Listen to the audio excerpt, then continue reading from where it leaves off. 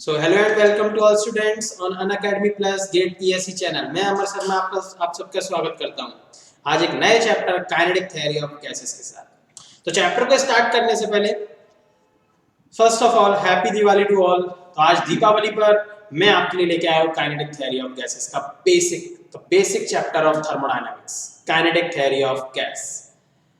तो this is the foundation channel of Unacademy जहाँ पे 11th-12th का पूरा बेसिक पढ़ाया जाता है, चाहे वो इलेक्ट्रिकल इंजीनियरिंग का हो, चाहे वो मैकेनिकल इंजीनियरिंग का हो, चाहे वो सिविल इंजीनियर का हो।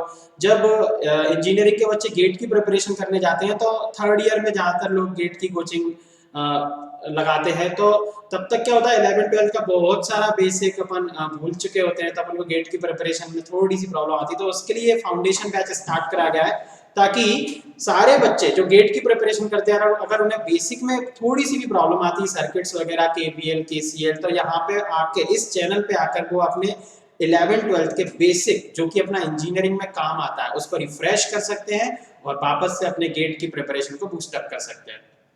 ठीक है, तो चलिए once again welcome to all on Unacademy GATE PSC channel. तो मैं अमर शर्मा।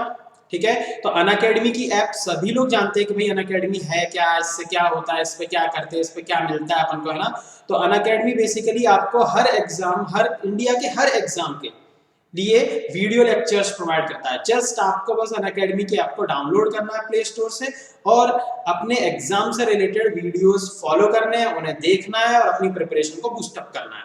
ठीक है, और अपने एग्जाम को क्रैक करना है। ठीक है, चलिए इसके अलावा अब लेक्चर्स तो आप फ्री में सुन सकते हैं, कोई प्रॉब्लम नहीं है दोस्त। इसके अलावा अगर अपन बात करें कुछ एक्स्ट्रा ट्रीटमेंट्स, लाइक जब अपन लेक्चर सुनते हैं तो अपन को सुनते सुनते कुछ डाउट्स भी आ जाते हैं, तो उसके लिए अपन को एक पर्सनल कोच वगैरह, डाउट सॉल्विंग क्लासेस वगैरह। अब अपन ने लेक्चर सुन लिया तो बहुत सारे भैया अपन को क्या आता है क्या नहीं आता, अपन इंडिया के बाकी बच्चों से प्लस है या माइनस है या कहाँ पर है, तो उसके लिए टेस्ट सीरीज, है ना, आपका एक वेल स्ट्रक्चर्ड शेड्यूल, आपका study plan, doubt classes, live classes, doubt जिसमें डाउट रिवॉल्विंग क्लास भी होती है ना, अनलिमिटेड प्रैक्टिस क्लासेस, एक एक्सपर्ट से गाइडलाइन, आपको यहाँ पे IIT and NIT doctors guide करते हैं आपको, है ना, जो already GATE, IIT, JEE advanced exams को क्रैक करके यहाँ पे आते हैं। ठीक है, तो यहाँ पे बहुत बड़े बड़े आईएएस ऑफिसर, आईआईटीएन, एनआईटीएन, बहुत बड़े बड़े लोग पढ़ाते हैं। तो फिर उन एक्सपर्ट से आपको गाइडेंस मिलता है, यहाँ पे आपका स्टडी प्लान तैयार करते हैं वो। ठीक है, तो यहाँ पे इसके लिए वीडियो लेक्चर्स तो आप सुन ही सकते हैं, लेकिन इन सब एक्स्ट्रा ट्रीटमेंट्स के लिए आपको सब्सक्रिप्शन प्लान लेना होता है अनअकैडमी का। ठीक है, अब सब्सक्रिप्शन प्लान दो तरीके के होते हैं दोस्त, एक प्लस और एक आइकॉनिक। ठीक है, प्लस सब्सक्रिप्शन प्लान में आपको क्या मिलेगा, जो इस छोटे सर्कल के अंदर है, छोटे सर्कल के अंदर जो कुछ भी आप देख पा रहे हैं वो प्लस सब्सक्रिप्शन का हिस्सा है। ठीक है, और इसमें क्या क्या आता है, लाइव क्लासेस आती हैं, है ना, जिनमें doubt revolving classes, removal classes, है ना, अपन क्वेश्चन आंसर कुछ भी जैसा भी आपको, है ना, लाइव आपके साथ बातचीत कर सकता है कोई भी फैकल्टी, है ना, आपकी स्टडी कैसा चल रहा है ऐसा आपके साथ डील कर सकता है ना, टेस्ट सीरीज वगैरह, आपका स्टडी शेड्यूल क्या होना चाहिए, आपको अनलिमिटेड प्रैक्टिस क्वेश्चंस की, तो ये सब प्लस सब्सक्रिप्शन में आता है। इसके अलावा अगर आपको आइकॉनिक सब्सक्रिप्शन चाहिए तो इसके लिए आपको कुछ एक्स्ट्रा चीजें और मिल जाती है। जो छोटे सर्कल में है वो तो मिलेगा ही सब, है ना।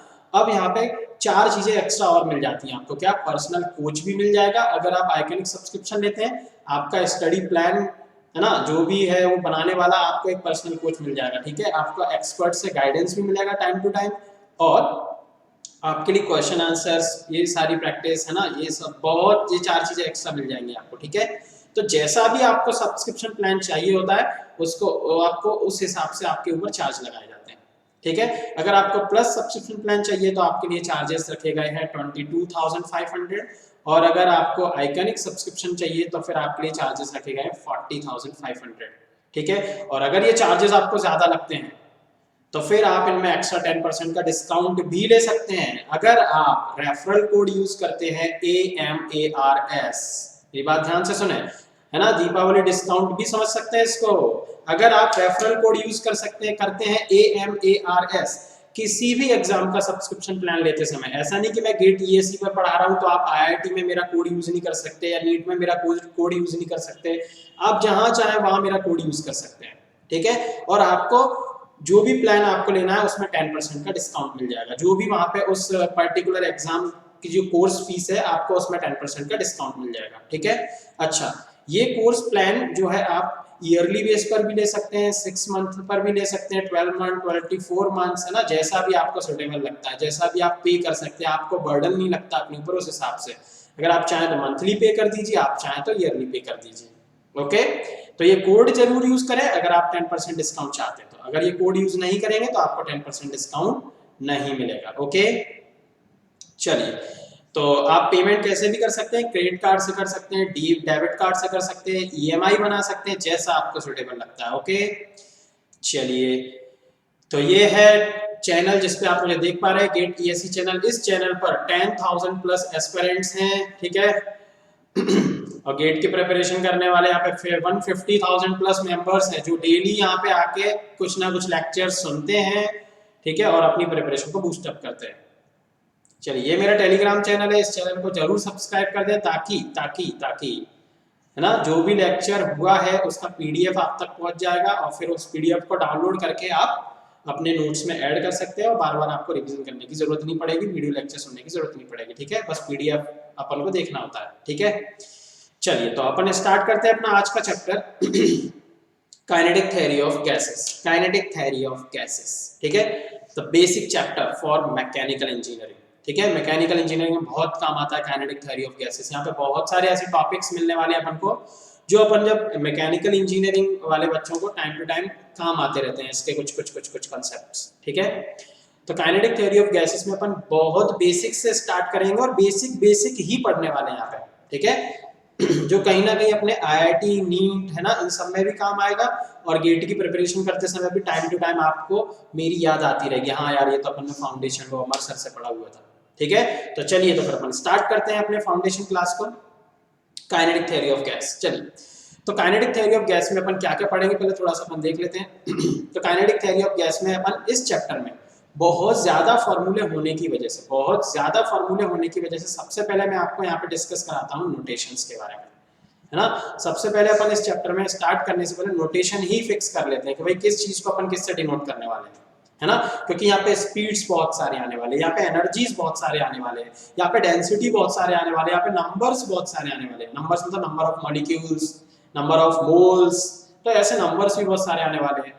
मास, एक मॉलिक्यूल का मास, एक पूरी गैस का मास, तो इस तरीके से अपन यहाँ पे नोटेशंस पहले फिक्स कर लेंगे अपने, फिर अपन चैप्टर में आगे बढ़ेंगे। ओके, चलिए, इसके अलावा फिर अपन यहाँ पे स्टार्ट करेंगे कि भाई गैस क्या होता है ना, फिर अपन डिस्कस करेंगे गैस क्या होता है, ठीक है, गैस क्या होता है। और गैस डिस्कस करने के बाद फिर अपन यहाँ पे डिस्कस करेंगे कि अपने नेचर में जो गैस है वो कौन सी गैस है भाई, है ना, तो वो एक्चुअल में रियल गैस है जो नेचर में गैस है। लेकिन यहाँ पे कुछ लॉज होते हैं, कुछ थर्मोडायनेमिक्स में कही गई बातों को अपने नेचर में अप्लाई करने के लिए नेचर में जो एक्चुअल में गैस प्रेजेंट है उस एक्चुअल गैस को भी, मतलब रियल गैस को भी अपन को आइडियल मान लेना होता है। और वहाँ पे बहुत सारी चीजें जो एक्चुअल में कभी भी नेग्लेक्ट नहीं करी जा सकती, अपन को वो भी नेग्लेक्ट करनी पड़ती हैं, ठीक है, बस कुछ लॉ फॉलो कराने के लिए, जैसे Boyle's law, Charles law, Dalton's law, है ना। तो इसके लिए गैसेस यहाँ पे दो तरीके से अपन पढ़ेंगे, एक आइडियल गैस के नाम से पढ़ेंगे, है ना,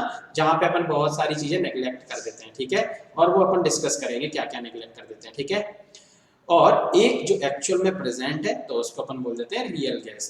तो आज के लेक्चर में अपन इतना सारा डिस्कस करने वाले हैं, ठीक है। चलिए, तो अपन स्टार्ट करते हैं। तो स्टार्ट कहाँ से करेंगे, स्टार्ट तो अपन सबसे बेसिक से कि अपने नेचर में जो मटेरियल्स हैं ना, जो मैटर्स हैं, वो 3 कैटेगरीज में डिवाइड करे गए हैं, ठीक है। चलिए, तो 3 कैटेगरीज में डिवाइड करे गए हैं, स्टेट्स ऑफ मैटर के नाम से अपन सबसे स्टार्ट कर रहे हैं सबसे पहले। तो 3 कैटेगरीज में डिवाइड करे गए। अब बोल रहे सोच रहे हो सर ये चौथा भी तो लिखा है प्लाज्मा, तो अपन देख लेंगे अभी। तो पहला है सॉलिड, दूसरा है लिक्विड और तीसरा है gas. Okay, solid, liquid, gas सभी को पता रहता है। अब ये जो फोर्थ है ना, ये क्या है, ये अर्थ पे नहीं मिलता है ना, plasma does not exist on earth, क्योंकि इसके लिए बहुत हाई टेम्परेचर लगता है। इसके लिए क्या लगता है, बहुत हाई टेम्परेचर, है ना, प्लाज्मा के लिए। तो यहाँ पे अपन लिख सकते हैं it exist at very high temperature, है ना, एट वेरी हाई टेम्परेचर। ये बहुत ही हाई टेम्परेचर पे एग्जिस्ट करता है, तो इसलिए ये एक्चुअल में स्टार्स, ठीक है, सन वगैरह इन सब में मिलता है ना। तो स्टार्स वगैरह पे इतना टेम्परेचर होता है जहाँ पे प्लाज्मा अपन को मिल सकता है, ठीक है। तो सॉलिड के बारे में थोड़ी सी बात करेंगे। तो सॉलिड एक वेल स्ट्रक्चर्ड होता है ना, वेल स्ट्रक्चर्ड बॉडी होती है सॉलिड। जिस तरीके से मेरे पास ये बॉटल है, ये बॉटल है, तो ये सॉलिड है, ये सॉलिड है दोस्त, है ना। एक स्ट्रक्चर है इसके पास, इसके मॉलिक्यूल आपस में जुड़े हुए हैं सब, है ना। मतलब सॉलिड के मॉलिक्यूल्स के बीच में, सॉलिड के मॉलिक्यूल्स के बीच में एक अच्छा खासा इंटरेक्शन फोर्स ऑफ अट्रैक्शन होता है, ठीक है। इंटरमॉलिक्यूलर फोर्स ऑफ अट्रैक्शन होता है, ठीक है, जिससे वो आपस में जुड़े रहते हैं। तो यहाँ पे एक्चुअल में मॉलिक्यूल्स में क्या होता है, intermolecular force of attraction, intermolecular force of attraction, intermolecular force of attraction यहाँ पे प्रेजेंट रहता है, यहाँ पे प्रेजेंट रहता है, ओके, ठीक है। Intermolecular force of attraction present रहता है। और यहाँ पे लिक्विड की बात करें तो देखो इस बॉटल में लिक्विड भी है, सारे एग्जांपल एक में ही आ गए अपना, ठीक है। तो इस बॉटल में देखो लिक्विड भी है। अगर इस बॉटल को मैं प्रेस करता हूँ तो लिक्विड का देखो शेप बदल रहा है, लिक्विड का शेप बदल रहा है। या फिर मैं इसको इस तरीके से देखो जर्क मार रहा हूँ इस बॉटल के ऊपर, तो देखो इसका जो लिक्विड है, इसका जो लिक्विड है वो क्या हो रहा है, वो भी हिल रहा है ना, वो भी क्या हो रहा है, हिल रहा है। तो इसका मतलब क्या है, लिक्विड हिल रहा है, इसका मतलब क्या है कि लिक्विड के मॉलिक्यूल्स के बीच का इंटरमॉलिक्यूलर फोर्स ऑफ अट्रैक्शन क्या है, वीक है। जबकि यहाँ पे क्या था, स्ट्रॉन्ग प्रेजेंट था, और साथ ही साथ वो कैसा था, स्ट्रॉन्ग था, ठीक है। जबकि यहाँ पे वही intermolecular force of attraction present तो रहते हैं, लेकिन कैसे रहते हैं, बहुत ही वीक रहते हैं, बहुत ही वीक रहते हैं, क्लियर है, बहुत ही कमजोर रहते हैं। और यहाँ पे तो ये तो इंटरमॉलिक्यूलर फोर्स ऑफ अट्रैक्शन के नाम पे धब्बा है दोस्त, है ना। No intermolecular force of attraction, no attraction, है ना, नो अट्रैक्शन बिटवीन मॉलिक्यूल्स, तो ये अपन ने बस छोटी सी ऐसे पॉइंट डिस्कस करे, ठीक है। तो ये होते हैं अपने पास states of matter, solid, liquid, gas and plasma, ठीक है।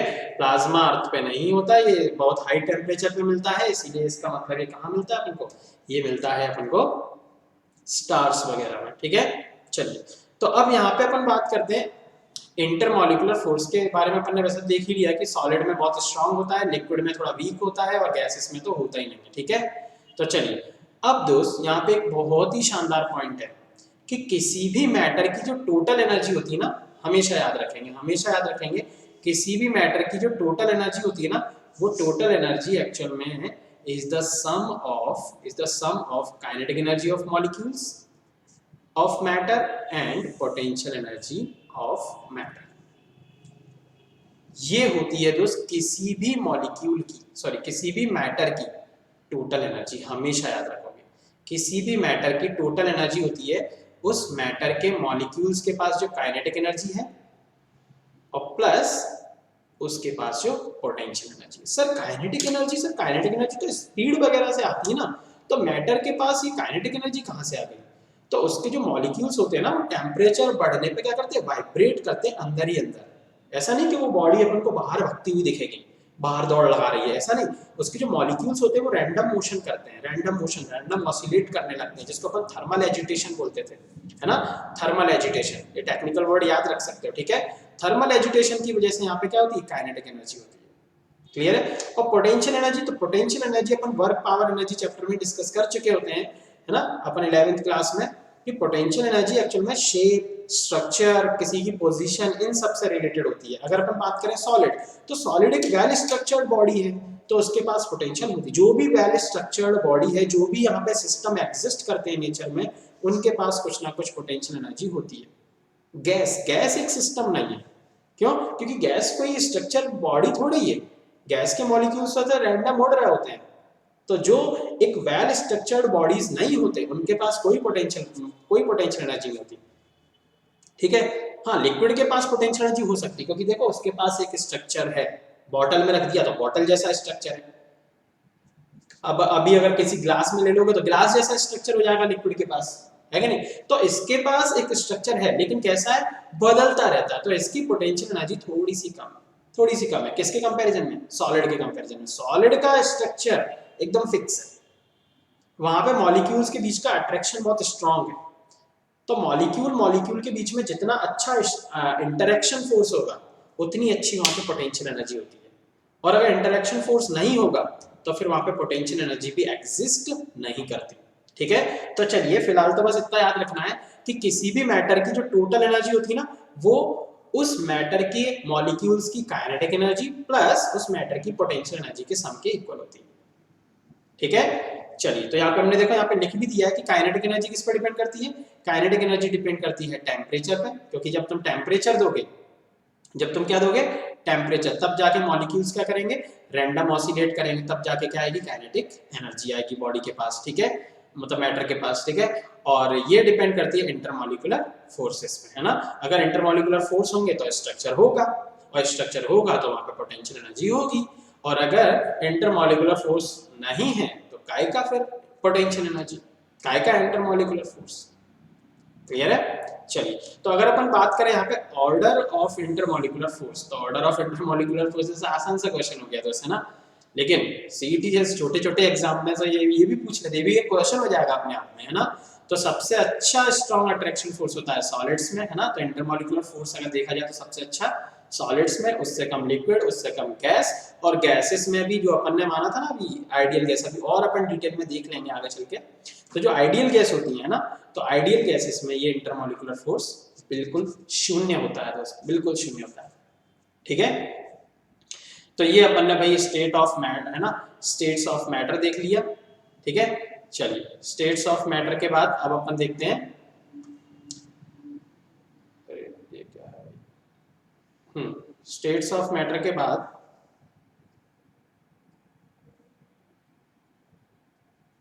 चलिए, तो स्टेट्स ऑफ मैटर के बाद अपन इंटरमॉलिक्यूलर फोर्स भी समझ लिया भाई, और किसमें सबसे ज्यादा होता है किसमें कम होता है ये सब भी देख लिया। ठीक है, अब अपन स्टार्ट करते हैं अपने नोटेशंस। ठीक है, तो नोटेशंस यहाँ पे अपन देखेंगे, क्योंकि हमने तो बताया कि यहाँ पे बहुत सारे मासेस आएंगे, बहुत सारी वेलोसिटीज आएंगी, बहुत सारी एनर्जीज आएंगी, है ना।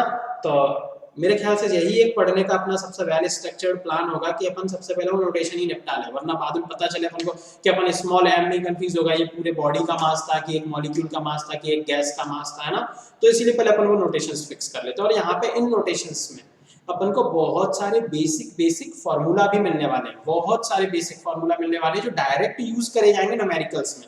ठीक है, और अपने डेरिवेशंस में, इसीलिए बहुत ध्यान से सुनेंगे नोटेशंस क्या क्या है। ठीक है, तो चलिए मास की बात करते हैं सबसे पहले। तो मास के लिए अपन स्मॉल m फिक्स करने वाले हैं आज। किसके लिए, स्मॉल m अपन ने फिक्स कर दिया मास ऑफ वन मॉलिक्यूल। ठीक है, मास ऑफ वन मॉलिक्यूल। ठीक है, तो वन मॉलिक्यूल का मास अपन को कभी भी लिखना होगा तो हमेशा याद रखेंगे अपन किससे लिखा करेंगे, स्मॉल m। ठीक है, मास ऑफ वन मॉलिक्यूल। ठीक है, अगर अपन को गैस का टोटल मास लिखना है तो अपन यूज करा करेंगे कैपिटल M। ठीक है, गैस का टोटल मास अगर लिखना है तो कैपिटल M। वहीं अगर अपन बात करें MW तो ये यूज करा जाएगा molecular weight of gas, molecular weight of gas. इसके अलावा अब यहाँ पे डेफिनेशन भी तुम्हें मिल जाएगी एक, मॉलिक्यूलर वेट होता क्या है। तो एक्चुअल में किसी गैस के एक मोल का mass is called molecular weight. बहुत ही काम का पॉइंट है ये, किसी गैस के एक मोल का mass is called molecular weight. ठीक है, इसको याद रखेंगे। ठीक है, आगे काम आएगा तो हम तुम्हें याद दिला देंगे कि ये पीछे अपन ने पढ़ा था, है ना। तो mass of one mole gas, any gas, है ना, किसी भी गैस के एक मोल का मास उसका मॉलिक्यूलर, उस पर्टिकुलर गैस का मॉलिक्यूलर वेट कहलाता है। ठीक है, चलिए सेकंड पॉइंट अपन यहाँ पे नंबर्स के लिए अपन ने क्या करा भाई, कैपिटल एन। तो कैपिटल एन अपन यूज करेंगे total number of gas molecules, total number of gas molecule. ठीक है, अब यहाँ पे एक बहुत ही शानदार फॉर्मूला मिलने वाला है। अपन ने क्या करा कि एक मॉलिक्यूल का मास क्या माना था, एक मॉलिक्यूल का मास अपन ने माना था स्मॉल m। ठीक है, तो एक मॉलिक्यूल का मास स्मॉल m। अब मान लो किसी गैस में n मॉलिक्यूल्स हैं, टोटल n मॉलिक्यूल्स हैं, तो एक मॉलिक्यूल का मास स्मॉल m और उसमें अपन ने नंबर ऑफ मॉलिक्यूल से मल्टीप्लाई कर दिया, तो ये बन जाता है अपना गैस का टोटल मास, उस गैस का टोटल मास। तो इसको याद रखेंगे। ठीक है, तो यहाँ से तुम्हें एक फॉर्मूला भी मिला। ठीक है, और वो फॉर्मूला क्या है, वो फॉर्मूला है गैस का टोटल मास। तो गैस का टोटल मास का formula capital M is equals to एक मॉलिक्यूल का mass into number of molecules. ठीक है, इसके अलावा अगला नंबर अपना आता है एवोगैड्रो नंबर, जिसको अपन Na या N नॉट से इंडिकेट करते हैं, Na या N नॉट। ओके, तो Na या N नॉट इसको अपन बोलते हैं एवोगैड्रो नंबर। क्या बोलते हैं, एवोगैड्रो नंबर। ठीक है, एवोगैड्रो नंबर, ठीक है। और इसकी वैल्यू हमेशा याद रखोगे 6.023 इंटू 10⁻23, ठीक है। अच्छा, अब एवोगैड्रो नंबर के लिए एक बहुत ही स्पेशल पॉइंट क्या है कि number of molecules present in 1 mole of gas. Clear है, ठीक है। एवोगैड्रो का मतलब याद रखोगे, एवोगैड्रो मतलब 6.023, इसको तुम 6 इंटू 10⁻23 भी याद रख सकते हो, है ना। 6 into 10⁻23 molecules, 6 into 10⁻23 molecules, molecules, ठीक है। तो इसका मतलब है ना, अब इसको डिफाइन भी कर देते हैं क्या कि number of molecules present in 1 mole gas, एक मोल गैस में कितने मॉलिक्यूल्स प्रेजेंट होते हैं एवोगैड्रो नंबर के इक्वल, मतलब कितने 6 इंटू 10⁻23, ये हमेशा तुम्हें याद रखना है। अब यहां से एक फॉर्मूला निकल के आएगा क्या, अभी पीछे अपन ने क्या पढ़ा कि एक मॉलिक्यूल का मास क्या था स्मॉल m, एक मॉलिक्यूल का मास स्मॉल m, और अगर गैस में n मॉलिक्यूल्स है कैपिटल N, है ना, कैपिटल N मॉलिक्यूल्स हैं, तो फिर उस गैस का टोटल मास क्या हो गया था, एक मॉलिक्यूल का mass into number of molecules, ठीक है। अब अगर अपने पास एक मोल गैस है, अगर अपने पास एक मोल गैस है, तो फिर उस गैस का टोटल मास क्या लिखना चाहोगे, तो उस गैस का टोटल मास क्या लिखना चाहेंगे दोस्त, जल्दी से बोलो।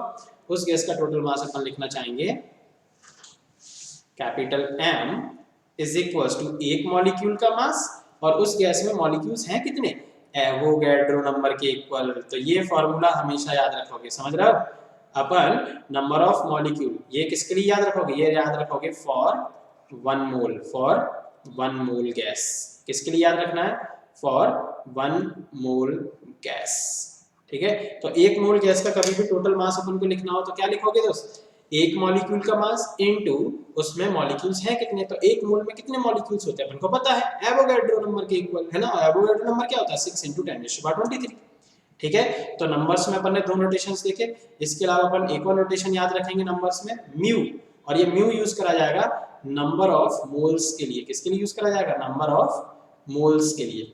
क्लियर है, चलिए यहां से भी एक फॉर्मूला निकल के आएगा, यहां से भी एक फॉर्मूला निकल के आएगा, बहुत ध्यान से सुनेंगे, है ना। फॉर 1 मोल गैस, है ना, यहाँ पे अपन लिखेंगे फॉर 1 मोल गैस, बहुत ध्यान से देखो, for 1 mole gas, for 1 mole gas अगर अपन बात करते हैं तो एक मोल गैस का टोटल मास क्या लिखते हैं अपन, एक मॉलिक्यूल का मास इनटू उसमें मॉलिक्यूल्स हैं कितने, तो एवोगैड्रो के इक्वल। और एक मोल गैस का ही मास दोस्त अपन ने लिखा था मॉलिक्यूलर वेट, याद है मास के नोटेशंस, मास के नोटेशंस में अपन ने क्लियरली दिखा, देखो देखो यहाँ पे mass of 1 mole gas is called molecular weight लिखा है, ठीक है। तो अपन इसका मतलब ये हुआ कि अपन मॉलिक्यूलर वेट यूज कर सकते हैं यहाँ पे जो कैपिटल M लिखा ना गैस का total mass for 1 mole gas, इसको अपन मॉलिक्यूलर वेट भी लिख सकते हैं, इसको अपन मॉलिक्यूलर वेट भी लिख सकते हैं, एक मोल गैस का मास, ठीक है।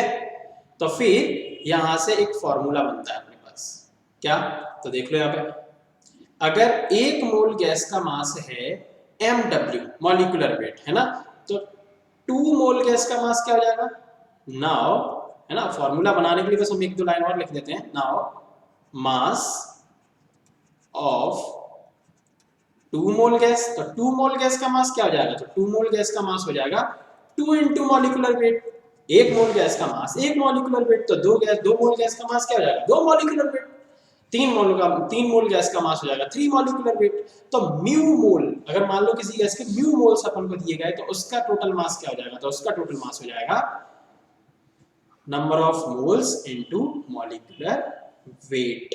क्लियर है, इसको तुम चाहो तो इस तरीके से भी लिख सकते हो, क्या देखो यहाँ पे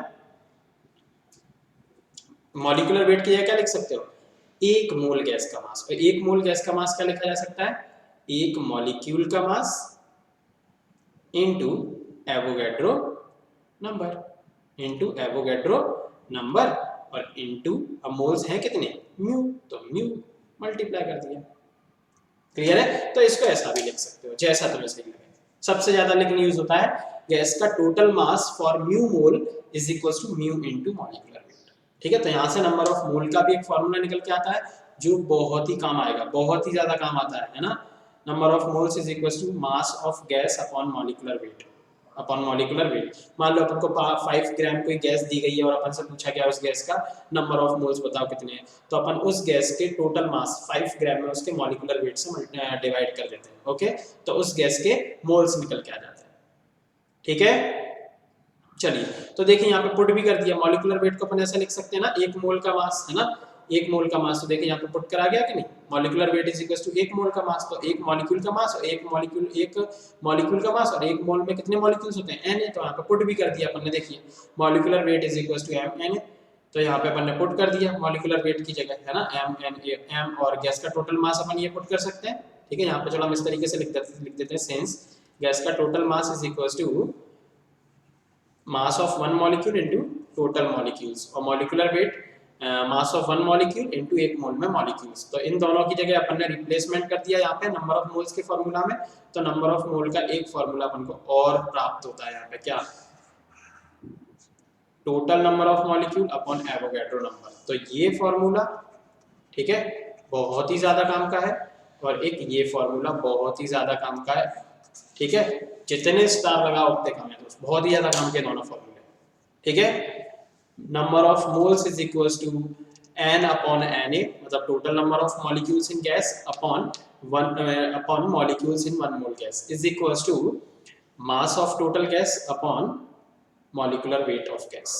ठीक है, चलिए तो ये बातें याद रखें। ठीक है, चलिए तो ये नंबर की बात हो गई। इसके बाद अपन अपने अगले नोटेशंस पे पहुंचते हैं, डेंसिटी। तो डेंसिटी के लिए अपन एक रो एक सिंबल यूज करा करेंगे, और ये रो इंडिकेट करेगा किसको, मास डेंसिटी को। किसको इंडिकेट करेगा, मास डेंसिटी को, और ये होता है मास पर यूनिट वॉल्यूम, गैस का टोटल मास अपॉन वॉल्यूम। ठीक है, स्मॉल n अपन यूज करेंगे molecular density, total number of molecules of gas, है ना, पर यूनिट वॉल्यूम। ठीक है, तो यहाँ पे अपन को मास डेंसिटी, ये मॉलिक्यूल डेंसिटी क्या मिली, नंबर ऑफ मॉलिक्यूल्स, है ना, total number of molecules upon volume. अब यहाँ पे ध्यान से एक फॉर्मूला देखो, अपन ने गैस का टोटल मास अभी लिखा था, एक मॉलिक्यूल का mass into number of molecules total, है ना। तो यहाँ से टोटल नंबर ऑफ मॉलिक्यूल्स का एक फॉर्मूला मिलता है, total mass upon mass of 1 molecule. तो इसको अपन ने पुट कर दिया। ओके, इसको पुट करा तो कुछ ऐसा हो जाएगा। फिर यहाँ से स्मॉल n की वैल्यू निकल के आई, मास डेंसिटी अपॉन एक मॉलिक्यूल का मास। तो यहाँ से मास डेंसिटी और मॉलिक्यूल डेंसिटी में रिलेशन निकल के आता है, rho is equals to small n into small m। Okay, चलिए तो ये है अपनी मास डेंसिटी और मॉलिक्यूलर डेंसिटी में रिलेशन और उनके सिंबल्स। स्मॉल n अपन, है ना, अब याद रखना है स्मॉल n हमेशा अपन मॉलिक्यूलर डेंसिटी के लिए यूज करेंगे, और रो अपन मास डेंसिटी के लिए यूज करने वाले हैं। क्लियर है, चलिए आगे चलते हैं। वेलोसिटी एंड स्पीड, इनके लिए भी बहुत सारे सिंबल्स आने वाले हैं यहाँ पे। तो मीन वेलोसिटी के लिए अपन v m और ऊपर वेक्टर। मीन स्क्वायर वेलोसिटी, तो मीन के ऊपर स्क्वायर लगा दिया, किसी का भी स्क्वायर करते तो वेक्टर सब गायब हो जाता है, वो स्केलर बन जाता है। ठीक है, रूट मीन स्क्वायर वेलोसिटी, इसको VRMS सिंपल इस तरीके से लिखते हैं। मैक्सिमम प्रोबेबल स्पीड, तो मैक्सिमम प्रोबेबल स्पीड VMP। अच्छा, VMP में लेके अक्सर एक कंफ्यूजन आ जाता है कि ये शायद गैस के मॉलिक्यूल्स क्या होते हैं, रैंडम मोशन कर रहे होते हैं, कोई किसी स्पीड से, कोई किसी स्पीड से, कोई किसी स्पीड से, अपने अपने हिसाब से चल रहे होते हैं, है ना। तो ऐसा लगता है मैक्सिमम प्रोबेबल स्पीड वो स्पीड है जो गैस के मॉलिक्यूल की सबसे मैक्सिमम स्पीड है ना। सबकी स्पीड अलग अलग है, तो उन सब अलग अलग स्पीड्स में जो सबसे मैक्सिमम है उसको शायद बोलते हैं मैक्सिमम प्रोबेबल स्पीड। ऐसा बिल्कुल भी नहीं है दोस्त, मैक्सिमम प्रोबेबल स्पीड वो स्पीड है जिस स्पीड को मैक्सिमम मॉलिक्यूल्स फॉलो करते हैं। मान लो 2 मीटर पर सेकंड से 100 मॉलिक्यूल्स चल रहे हैं, और 10 मीटर पर सेकंड से 50 मॉलिक्यूल्स चल रहे हैं, तो फिर 2 मीटर पर सेकंड को यहाँ पे 100 मॉलिक्यूल्स फॉलो कर रहे हैं, इसलिए मैक्सिमम प्रोबेबल स्पीड कौन सी होगी, 2 मीटर पर सेकंड, याद रखेंगे। ठीक है, जिस स्पीड को मैक्सिमम मॉलिक्यूल्स फॉलो करते हैं। ठीक है, तो ये अपनी वेलोसिटी और स्पीड्स के सिंबल हो गए। इसके बाद आते हैं कॉन्स्टेंट्स। कॉन्स्टेंट्स भी इस चैप्टर में बहुत है ना। तो सबसे पहला कॉन्स्टेंट अगर अपन बात करें तो कैपिटल आर यहाँ पे इंडिकेट करेगा किसको, यूनिवर्सल गैस कांस्टेंट को। किसको इंडिकेट करेगा, यूनिवर्सल गैस कांस्टेंट। ठीक है, यूनिवर्सल गैस कांस्टेंट। और इसकी वैल्यूज क्या क्या याद रखोगे, है ना। अब कौन सी वैल्यूज इसकी बहुत सारी होती है, लेकिन कौन सी अपन को यूज करनी है ये क्वेश्चन बताते हैं अपन को। यूनिट्स को लेके कभी भी कंफ्यूजन नहीं होना चाहिए, यूनिट्स कौन सी कब कहाँ पे यूज करनी है ये क्वेश्चन खुद बताता है। ठीक है, क्वेश्चन में जूल, मोल, केल्विन अगर इन सब में डेटा दिए गए तो अपन आर की ये वैल्यू यूज करेंगे, कौन सी, 8.314 जूल पर मोल केल्विन। क्लियर है? तो फिर अपन आर की कौन सी वैल्यू यूज करेंगे? 8.314 केल्विन। क्लियर है? ठीक है, एनर्जी वगैरह दी गई अगर जूल में है ना, और मोल्स दिए गए हैं, टेम्परेचर केल्विन में, तो अपन यहाँ पे जूल पर मोल केल्विन। ठीक है, और अगर कैलोरी वगैरह में बात चल रही है तो फिर अपन आर की जो यूनिट यूज करेंगे वो कौन सी होगी? 2। आर की वैल्यू 2 यूज करेंगे, इसमें कैलोरी पर मोल केल्विन। इसके अलावा अगर वॉल्यूम अपन को है ना, वॉल्यूम अपन को लीटर, एटीएम, लीटर में, प्रेशर एटीएम में, इन सब में दिया गया है, तो फिर अपन यहाँ पे आर की वैल्यू यूज करते हैं 0.0821 लीटर एटीएम पर मोल केल्विन। ठीक है, तो इन तीनों में से कौन सी वैल्यू अपन को यूज करना होता है, ये अपन को क्वेश्चन ही बताएगा दोस्तों। ठीक है, ये अपन को क्वेश्चन बताएगा। अगर अपन को वॉल्यूम, और फिर मोटे मोटे तौर पे अगर तुम्हें याद रखना है ना, तो तुम यहाँ पे इस तरीके से याद रख सकते हो। अगर वॉल्यूम अपन को दिया जाता है मीटर क्यूब, तो फिर 8.314 वैल्यू यूज करना, और अगर लीटर में दिया जाता है तो फिर 0.0821 यूज करना। ठीक है, मोटे मोटे तौर पे अगर अपन याद रखना चाहे। बाकी यूनिट्स अच्छे से देखो, हमेशा याद रखा करो, यूनिट्स इस तरीके से पुट करो किसी भी फॉर्मूले में, पूरे फिजिक्स के किसी भी फॉर्मूले में, कि एलएचएस की यूनिट्स इक्वल टू आरएचएस की यूनिट्स, इस तरीके से बैलेंस होना चाहिए। ठीक है, इस तरीके से सब बैलेंस होना, सब सारी यूनिट्स एक दूसरे से कैंसिल आउट हो जानी चाहिए, एलएचएस और आरएचएस की। ठीक है, चलिए, एक होता है स्मॉल आर। स्मॉल आर अपन हमेशा यूज करा करेंगे स्पेसिफिक गैस कांस्टेंट के लिए। किसके लिए यूज करेंगे? Specific gas constant. ठीक है, स्मॉल आर सिंबल है स्पेसिफिक गैस कांस्टेंट का। ठीक है, एक छोटा सा फॉर्मूला याद रखेंगे, small R is equal to, है ना, universal gas constant upon molecular weight. ठीक है, चलिए, इसके अलावा एक और कांस्टेंट यहाँ पे जनरली आएगा बहुत, Boltzmann constant. Boltzmann constant capital के। ठीक है, कैपिटल के है सिंबल, अगर स्मॉल के लग रहा है ये, तो फिर भी याद रखेंगे इसको कैसा? कैपिटल के। ठीक है, कैपिटल के, और इसकी वैल्यू 1.38 × 10⁻⁻23 जूल पर केल्विन। ठीक है, और कैपिटल के का भी एक छोटा सा फॉर्मूला याद रखेंगे, universal gas constant upon Avogadro number. ठीक है, तो ये नोटेशंस हो गए कांस्टेंट के। ठीक है, चलिए, एनर्जी के लिए अपन एक अपना सिंबल रखेंगे ई टी। ये बताएगा अपन को टोटल ट्रांसलेशनल काइनेटिक एनर्जी। यहाँ पे बहुत सारी काइनेटिक एनर्जी यूज होते हैं, क्योंकि अपने गैस मॉलिक्यूल्स जो होते हैं वो रोटेशनल मोशन भी कर रहे होते हैं, है ना, वाइब्रेशंस भी करते हैं टेम्परेचर बढ़ने पे, और ट्रांसलेशनल मोशन तो करता ही करता है गैस मॉलिक्यूल, वो तो कहीं गया ही नहीं है। कोई सा भी गैस मॉलिक्यूल हो, चाहे मोनोएटॉमिक, चाहे डायटॉमिक, चाहे ट्राइएटॉमिक, हवा में उड़ रहा है मतलब ट्रांसलेशनल मोशन कर रहा है। ठीक है, चलिए, तो टोटल ट्रांसलेशनल काइनेटिक एनर्जी कभी भी लिखनी हो तो ईटी यूज करेंगे अपन, और काइनेटिक एनर्जी अगर 1 मोल की लिखना है, 1 मोल गैस की ट्रांसलेशनल काइनेटिक एनर्जी, तो अपन हमेशा कैपिटल ई यूज करेंगे। याद रखेंगे इन सारे नोटेशंस को। काइनेटिक एनर्जी ऑफ 1 मॉलिक्यूल लिखना है, किसकी लिखना है? 1 मॉलिक्यूल की, तो अपन यहाँ पे यूज करेंगे EM। ठीक है, और काइनेटिक एनर्जी लिखना है अगर अपन को 1 ग्राम ऑफ गैस, तो अपन EG यूज करेंगे, और अगर एनर्जी डेंसिटी लिखना है तो वो हो जाएगी total translational energy per unit volume. ठीक है, और U क्या है? U है अपना टोटल इंटरनल एनर्जी, जो कि काइनेटिक प्लस पोटेंशियल होता है। ठीक है, चलिए, तो ये नोटेशंस होते हैं अपने कंप्लीट।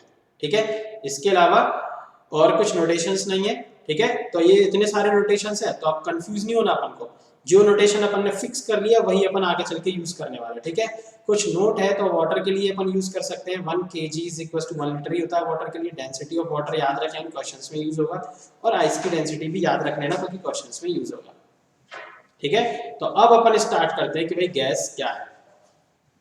ठीक है, तो चलिए, अब अपना ये बेसिक भाई नोटेशंस जो है वो अपन ने फिक्स कर लिए। अब अपन गैस की स्टार्टिंग करते हैं। ठीक है, तो चलिए भाई गैस स्टार्ट करते हैं कि गैस होता क्या है। ठीक है, तो गैस क्या है भाई? Collection of large number of molecules which are in random motion, और वो भी रैंडम मोशन को स्पेशल नाम भी दिया गया, क्या? Brownian motion. क्या नाम दे दिया? ब्राउनियन मोशन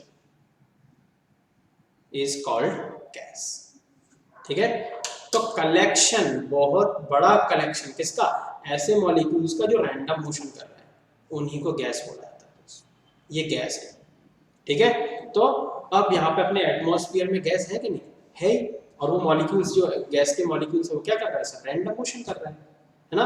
तो इन्हीं रैंडम मोशंस करते हुए मॉलिक्यूल्स के कलेक्शन को अपन क्या बोलते हैं, गैस बोलते हैं। ठीक है, कि भाई एटमॉस्फेयर में गैस है। ठीक है, अब ये गैस जो है, इनके मॉलिक्यूल्स के बीच में फ्रिक्शन है, इनके मॉलिक्यूल्स के बीच में इंटरेक्शन भी है ना, एक दूसरे को अट्रैक्ट भी करते होंगे, थोड़ा बहुत ग्रेविटी का भी इफेक्ट रहता होगा, इसीलिए तो अर्थ के एटमॉस्फेयर से बंधे हुए हैं बेचारे, है ना। तो ये सब चीजों को नेग्लेक्ट करते हुए, है ना, अपनी कुछ थ्योरी जबरदस्ती इस गैस के ऊपर अप्लाई करने के लिए, है ना, अपन ने क्या करा, इस गैस के ग्रेविटी के इफेक्ट को नेग्लेक्ट करा, इस गैस के मॉलिक्यूल्स के बीच के थोड़े बहुत जो भी है, थोड़ा बहुत उस अट्रैक्शन को नेग्लेक्ट करा, और इस मॉलिक्यूल्स के बीच में थोड़ा भी जो भी अट्रैक्शन है, ग्रेविटी का इफेक्ट है ना, ये सब नेग्लेक्ट करने के बाद फ्रिक्शन, इनके मॉलिक्यूल्स के बीच फ्रिक्शन भी है, जब एक दूसरे से टकराते हैं तो एनर्जी लॉस भी होता है थोड़ा बहुत, है ना, हीट वगैरह प्रोड्यूस होती है। तो इन सारी चीजों को नेग्लेक्ट करते हुए अपन ने कुछ अपने लॉ यहाँ पे अप्लाई करने के लिए आइडियल गैस कंसीडर करें, एक आइडियल गैस कंसीडर करें। ठीक है, और वो आइडियल गैस क्या थी, चलो देखते हैं, जरा डिस्कस करते हैं। ठीक है, तो फिर ये आइडियल गैस क्या होती है, तो इसके बारे में अपन कुछ पॉइंट्स यहाँ पे डिस्कस करने वाले हैं, जिनको अपन पोस्टुलेट ऑफ आइडियल गैस के नाम से जानते हैं। ठीक है, चलिए तो पहले पोस्टुलेट की बात करते हैं कि the size of ideal gas molecule is very negligible. Size of ideal gas molecule is very negligible, मतलब आइडियल गैस के मॉलिक्यूल्स का कोई साइज ही नहीं होता दोस्त। तो अपने एटमॉस्फेयर में जो गैस एग्जिस्ट करती है, क्या उसका सही में कोई साइज नहीं होता? होता है दोस्त, थोड़ा सा साइज तो होता है ना यार, है ना। जब गैस की डेंसिटी बढ़ जाती है तो अपन उन मॉलिक्यूल्स को देख भी सकते हैं, है ना। तो मॉलिक्यूल्स का साइज होता है, जैसा इन्होंने नेग्लिजिबल कर दिया ऐसा तो बिल्कुल नहीं हो सकता यार, है ना। तो आइडियल गैस के मॉलिक्यूल्स का साइज होता है, लेकिन आइडियल गैस के मॉलिक्यूल्स का साइज नेग्लिजिबल होता है। क्या होता है? नेग्लिजिबल होता है। ठीक है, आइडियल गैस के मॉलिक्यूल्स का साइज, जो अपन ने गैस मानी है, कंसीडर करी है, नेचर में एग्जिस्ट नहीं करती, लेकिन अपन ने कंसीडर करी है अपने कुछ लॉ लगाने के लिए, Boyle's law, Charles law, Dalton's law, है ना। तो अपन ने क्या कंसीडर कर लिया, पहला पॉइंट कि आइडियल गैस जो है ना, उसके मॉलिक्यूल्स का कोई साइज नहीं होता। अब यहाँ पे एक बहुत ही शानदार अपन पॉइंट डिस्कस करने वाले हैं, क्या कि वॉल्यूम ऑफ गैस क्या होता है। तो दोस्त ध्यान से देखो, ये अपने पास एक कंटेनर है ना, ये कंटेनर है, और इस कंटेनर में अपन ने कोई गैस रखी हुई है, कोई गैस रखती है, और अब वॉल्यूम क्या होता है इस गैस का, तो जब किसी कंटेनर में गैस को भरा जाता है ना, तो गैस को भरने के बाद उस कंटेनर में वो जगह, इस कंटेनर में वो जगह, है ना, इस कंटेनर की वो जगह जहां जो उस गैस के मॉलिक्यूल्स को घूमने के लिए अवेलेबल रह जाती है। भाई एक रूम में जब अपन जाते हैं तो क्या होता है, एक रूम में जब अपन एंटर होते हैं तो अपन उस रूम का जो वॉल्यूम है, उस वॉल्यूम में से अपन कुछ वॉल्यूम ऑक्यूपाई कर लेते हैं, क्योंकि अपन उसमें जाके खड़े हो जाते हैं। तो अब जिस जगह पे अपन खड़े हैं, उस जगह पे कोई आके घूम सकता है क्या? नहीं घूम सकता, क्योंकि अपन खड़े हैं ना वहां पे। तो कोई दूसरा इंसान आएगा, वो कितनी जगह पे घूम सकता है? वो उस रूम के उस पूरे वॉल्यूम में घूम सकता है जहां पे अपन नहीं है। बस अपन जहां पे खड़े हुए हैं उस जगह पे वो नहीं आ सकता। क्यों? क्योंकि वहां पे अपन ऑलरेडी पहले से ही खड़े हुए हैं, वो जगह अपन ने ऑक्यूपाई करके रखी है। ठीक है, तो गैस का वॉल्यूम क्या होता है? गैस का वॉल्यूम क्या होता है कि किसी कंटेनर में जब गैस को भरा जाता है तो जितना वॉल्यूम गैस ऑक्यूपाई कर लेती है, उस वॉल्यूम को हटा के बाकी अब उस कंटेनर का कितना वॉल्यूम बचा हुआ है जहां पे गैस रैंडम उड़ सकती है, वो वॉल्यूम कहलाता है गैस का वॉल्यूम, जिसका फॉर्मूला अपन किस तरीके से लिख सकते हैं कि volume of gas is equals to volume of container minus volume occupied by gas. Clear है? अब बात ये आती कि भाई आइडियल गैस के मॉलिक्यूल्स का साइज तो क्या होता है?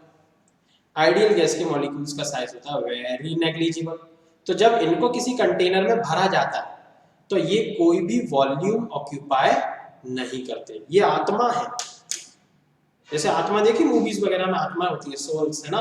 तो वो सोल्स क्या करते हैं कि उनके आर पार निकल जाते हैं। जैसे गाड़ी आ रही, गाड़ी के सामने आके एक आत्मा खड़ी हो गई, वो गाड़ी उसके आर पार निकल जाती है ना। तो वैसे ही कुछ आइडियल गैस है, ये उस कंटेनर में होते हुए भी कोई वॉल्यूम ही ऑक्यूपाई नहीं करते हैं कंटेनर के अंदर, लेकिन कोई वॉल्यूम ऑक्यूपाई नहीं करते। क्यों? क्योंकि इनका साइज नेग्लिजिबल है। और साइज नेग्लिजिबल हो गया, इसका मतलब क्या होगा, इन्होंने कोई वॉल्यूम ऑक्यूपाई करा नहीं, और वॉल्यूम ऑक्यूपाई करा नहीं तो फिर इनका ऑक्यूपाइड वॉल्यूम ये टर्म जीरो हो जाएगा, है ना, ये वाला टर्म क्या हो जाएगा, जीरो हो जाएगा, और फिर क्या बचेगा, आइडियल गैस का volume is equals to container का वॉल्यूम। ये फॉर्मूला हमेशा याद रखना। इसीलिए बोला जाता है कि आइडियल गैस को जिस कंटेनर में भरा जाता है तो उस कंटेनर का जो वॉल्यूम होता है वही अपनी आइडियल गैस का वॉल्यूम होता है। क्यों? क्योंकि उनने कुछ भी वॉल्यूम ऑक्यूपाई तो करा नहीं, तो जिस कंटेनर में भर दिया गया वो पूरा कंटेनर का पूरा वॉल्यूम उनके घूमने के लिए अवेलेबल है, क्योंकि उनने कोई वॉल्यूम ऑक्यूपाई नहीं करा। तो पूरा कंटेनर वो उस कंटेनर में है, फिर भी कंटेनर उनके लिए खाली है, कहीं भी घूम सकते हो। ठीक है, तो ये वॉल्यूम, ठीक है। तो यहाँ पे पॉइंट क्या लिखा हुआ है, volume of ideal gas also remain equal to the volume of container. ठीक है, always remain equal to volume of container। Clear है? तो ये पॉइंट याद रखेंगे। इसका नेक्स्ट पॉइंट की अपन बात करते हैं, इफेक्ट ऑफ ग्रेविटी। तो जैसा हमने तुमसे बोला था कि वैसे मॉलिक्यूल्स के ऊपर ग्रेविटी का इफेक्ट होता है, तभी तो अर्थ के एटमॉस्फेयर से बंधे हुए, लेकिन फिर भी अपन ने क्या मान लिया कि effect of gravity on ideal gas molecule is zero. ठीक है, तो ग्रेविटी का इफेक्ट आइडियल गैस मॉलिक्यूल्स के ऊपर क्या रहता है, जीरो रहता है। ठीक है, हमेशा याद रखेंगे। अब ग्रेविटी का इफेक्ट जीरो है तो इसका मतलब क्या है ना, किसी भी कंटेनर में भरोगे ये यूनिफॉर्मली डिस्ट्रीब्यूट हो जाता है सब जगह, यूनिफॉर्मली। ऐसा नहीं कि एक जगह ज्यादा इकट्ठे हो गए बॉटम पे और ऊपर की तरफ कम है क्योंकि नीचे की तरफ ग्रेविटी ने खींच लिया, ऐसा बिल्कुल नहीं होता, क्योंकि ग्रेविटी का इफेक्ट इनके ऊपर क्या है, जीरो। क्लियर है? चलिए, fourth, the intermolecular force between ideal gas molecule is zero, है ना। intermolecular force of attraction between ideal gas molecule, ideal gas के जो मॉलिक्यूल्स होते हैं ना, जब हवा में उड़ते हैं तो उनको अपने अगल बगल के मॉलिक्यूल से कोई लेना देना नहीं होता, उनके मॉलिक्यूल्स के बीच में किसी भी तरीके का अट्रैक्शन फोर्स नहीं होता। मतलब तू अपना पड़ोसी मर रहा है कि जी रहा है, इसका कोई मतलब ही नहीं है उन्हें, है ना। ऐसे होते हैं आइडियल गैस मॉलिक्यूल, इनके मॉलिक्यूल्स के बीच में किसी भी तरीके का अट्रैक्शन फोर्स नहीं होता, और अट्रैक्शन फोर्स नहीं होता इसका मतलब ये कभी भी एक वेल स्ट्रक्चर्ड नहीं बना सकते ना, इनके मॉलिक्यूल्स का अट्रैक्शन है ही नहीं कुछ, ये एक कभी भी एक सिस्टम नहीं बना सकते। इसका मतलब इनकी पोटेंशियल एनर्जी हमेशा क्या रहने वाली है, जीरो रहने वाली है। क्या रहने वाली है, जीरो रहने वाली है। ठीक है, इनकी पोटेंशियल एनर्जी जीरो रहने वाली है। तो पोटेंशियल एनर्जी जीरो होगी। अब टोटल एनर्जी का तो अपन ने फॉर्मूला पढ़ा था, क्या टोटल एनर्जी अपन ने पढ़ी थी, किसी भी मैटर की का काइनेटिक प्लस पोटेंशियल। तो काइनेटिक एनर्जी किसकी वजह से आती है, टेम्परेचर की वजह से। हाँ, तो टेम्परेचर बढ़ा दोगे तो आइडियल गैस के मॉलिक्यूल रैंडम मोशन जरूर अपनी तेज कर देंगे, तो इसका मतलब काइनेटिक तो है, रैंडम मोशन कर भी रहे हैं वो, अगर टेम्परेचर नहीं भी बढ़ा तब भी कर रहे हैं वो, तो मतलब काइनेटिक एनर्जी तो है, लेकिन कोई इंटरेक्शन फोर्स ना होने की वजह से इनकी पोटेंशियल जीरो है ना। तो फिर इसका मतलब आइडियल गैस की टोटल एनर्जी उसके मॉलिक्यूल्स की काइनेटिक एनर्जी के समेशन के ही इक्वल हो जाती है। ये बात हमेशा याद रखें। ठीक है, total energy of an ideal gas always remain equal to the sum of kinetic energy of all gas molecules of ideal gas molecules.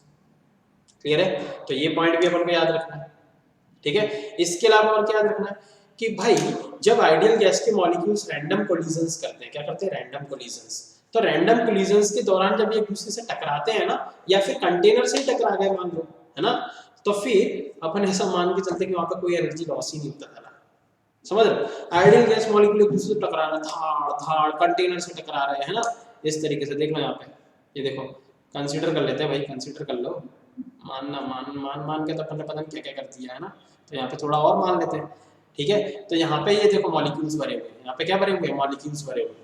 ठीक है, और ये मॉलिक्यूल्स आपस में भी टकरा रहे हैं रैंडम कोलिजन्स के दौरान, और कंटेनर से भी टकराते हैं। तो दो तरीके के कोलिजन करते हैं, और गजब की बात यह है कि किसी भी तरीके के कोलिजन में कोई एनर्जी लॉस नहीं करते, इनकी एनर्जी उतनी की उतनी रहती है। क्लियर है? तो यहाँ पे all molecules of gas collide elastically, elastically मतलब यही होता है कि वहाँ पे कोई एनर्जी लॉस नहीं होता, with each other and as well as with container wall। ठीक है, when molecules collide with each other then the time of contact during the collision is very negligible, बहुत ही कम होता है। जब मॉलिक्यूल एक दूसरे के पास आए और टकराए, तो टकराने के दौरान ये कितनी देर के लिए कांटेक्ट में आए, बहुत ही छोटे टाइम के लिए, बहुत ही छोटे टाइम के लिए।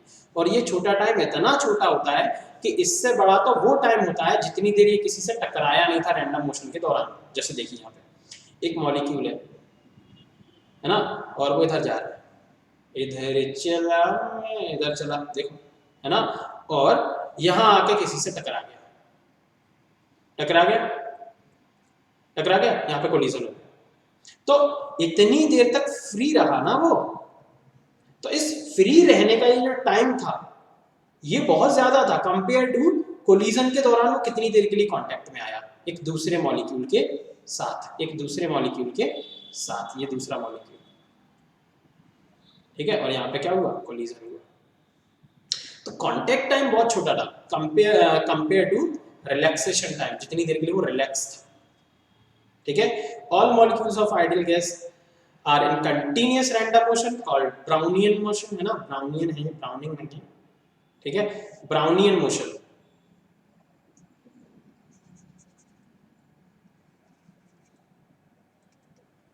ब्राउनियन मोशन, ठीक है, बिटवीन टू सक्सेसिव रैंडम, ठीक है, क्लियर है। All molecules of ideal gas are in continuous random motion called Brownian motion. और यहाँ से ये अगला पॉइंट है, ये अगला पॉइंट है, नेक्स्ट पॉइंट, ठीक है। जब आइडियल गैस मॉलिक्यूल चलता है ना, जैसे मान लो ये, ठीक है, तो सुनेंगे जरा, यहाँ पे देखो, ये आइडियल गैस मॉलिक्यूल है, इस तरीके जा रहा है, जा रहा है, जा रहा है, जा रहा है, जा रहा है, जा रहा है, जा रहा है, यहाँ पे टकरा गया, ठीक है, यहाँ पे टकरा गया किसी से। अब जब टकरा जाता है तो उसकी डायरेक्शन बदल जाती है, तो इधर जा रहा है, जा रहा है, जा रहा है, जा रहा है, जा रहा है, जा रहा है, फिर इधर टकरा गया, है ना, अब इधर टकरा गया, फिर से डायरेक्शन बदलेगा। तो जब भी ये ट्रेवल करता है तो ट्रेवल हमेशा स्ट्रेट लाइन पर ही करता है, ट्रेवल हमेशा कहाँ करता है, स्ट्रेट लाइन पर ही करता है, स्ट्रेट पाथ पर ट्रेवल करता है ना, भले ही पाथ बदलता रहता है लेकिन चलता है स्ट्रेट पर ही। कभी इधर स्ट्रेट पाथ पे जा रहा है, फिर टकरा गया तो इधर स्ट्रेट पाथ पे चलने लगा, फिर टकरा गया तो इधर स्ट्रेट पे चलने लगा, तो इस तरीके से ट्रैवल करता है। तो between two successive collision molecule travel on straight line, ठीक है। और आइडियल गैस अपनी आइडियल गैस इक्वेशन की आइडियल गैस इक्वेशन को हर टेम्परेचर हर प्रेशर पे ओबे करती है। और आइडियल गैस इक्वेशन अपनी क्या होती है, सबको पता रहती है, PV is equal to mu RT। इसका डेरिवेशन भी अपन देख लेंगे बाद में, है ना, तो PV is equal to mu RT। तो ये आइडियल गैस इक्वेशन है, और आइडियल गैस इस इक्वेशन को हर टेम्परेचर हर प्रेशर पे ओबे करती है, ठीक है। चलिए अब अपन डिस्कस करते हैं, ये आइडियल गैस होगी, है ना, जो गैस अपन यहाँ पे कंसीडर करने वाले हैं इस चैप्टर में, तो उनके बारे में ये पॉइंट्स हमेशा याद रखेंगे, ठीक है। क्या क्या पॉइंट, कि उनके बीच में कोई एनर्जी लॉस नहीं होता जब टकराते हैं, टकराने से पहले स्ट्रेट चल रहे होते हैं, है ना, टाइम ऑफ कांटेक्ट बहुत ही छोटा होता है कंपेयर टू रिलैक्सेशन टाइम, है ना। आइडियल गैस इक्वेशन को हर टेम्परेचर हर प्रेशर पे ऑबे करते हैं, ऐसा कभी होगा ही नहीं कि आइडियल गैस अपनी आइडियल गैस इक्वेशन को ऑबे नहीं कर रहा है ना। तो ये PV is equal to mu RT हमेशा आइडियल गैस के लिए एप्लीकेबल है, हमेशा, चाहे जो तुम्हें टेम्परेचर दिया जाए और चाहे जो प्रेशर दिया जाए, PV is equal to mu RT, है ना, ये म्यू है, क्लियर है, PV is equal to mu RT, clear है।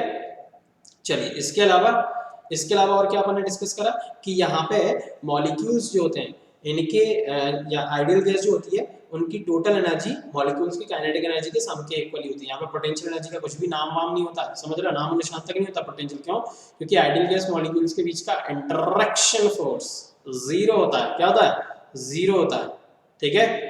चलिए भाई, और क्या क्या डिस्कस करा अपन ने, ग्रेविटी का इफेक्ट शून्य होता है, ग्रेविटी का इफेक्ट शून्य होता है, ठीक है। और यहाँ पे आइडियल गैस का जो वॉल्यूम होता है वो कंटेनर के वॉल्यूम के इक्वल होता है, और इनका साइज मॉलिक्यूल्स का नेग्लिजिबल होता है, ठीक है। चलिए भाई, तो फिर अब अपन बात करते हैं जो एक्चुअल में नेचर में प्रेजेंट है, जिसको अपन रियल गैस के नाम से जानते हैं। किसके नाम से जानते हैं, रियल गैस के नाम से जानते हैं, ओके। तो चलिए भाई रियल गैस को डिस्कस कर लेते हैं, आपकी रियल गैस क्या होती है, ठीक है। चलिए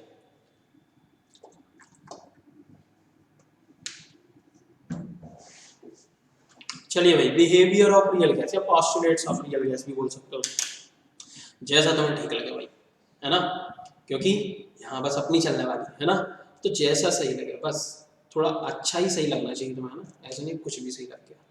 तो बिहेवियर ऑफ रियल गैस, तो बिहेवियर ऑफ रियल गैस क्या भैया, कि मतलब कौन सी गैस जो एक्चुअल में नेचर में प्रेजेंट है ना, तो एक्चुअल में जो नेचर में प्रेजेंट है ना, तो उसका साइज है, उसका साइज नॉट नेग्लिजिबल, ठीक है। The size of real gas molecule is not negligible, ठीक है। तो फिर इनको जब किसी कंटेनर में भरेंगे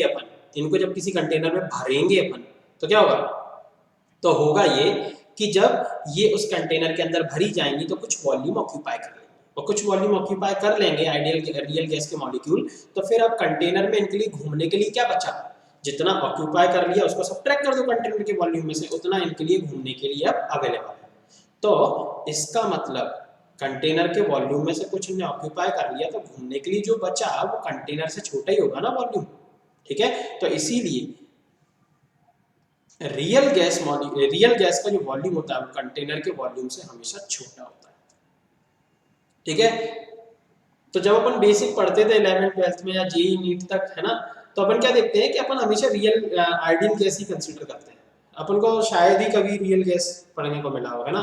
तो अपन तो जब भी वॉल्यूम लेते थे गैस का हमेशा कंटेनर के इक्वली ले लेते थे, क्योंकि अपन ने हमेशा आइडियल गैस कंसीडर करी। लेकिन अगर कभी रियल गैस लेने का मौका मिले तो रियल गैस का वॉल्यूम अगर कभी भी लेना हो तो कंटेनर के वॉल्यूम में से वो वॉल्यूम सब्ट्रैक्ट कर देना जो रियल गैस ने ऑक्यूपाई कर लिया है अंदर जाके, ठीक है, क्योंकि इनका साइज नेग्लिजिबल नहीं होता, ठीक है। तो रियल गैस का वॉल्यूम जो होता है वो कंटेनर के वॉल्यूम से छोटा होता है, ठीक है। चलिए फिर तो नेक्स्ट पॉइंट अपन डिस्कस करते हैं इनके बारे में।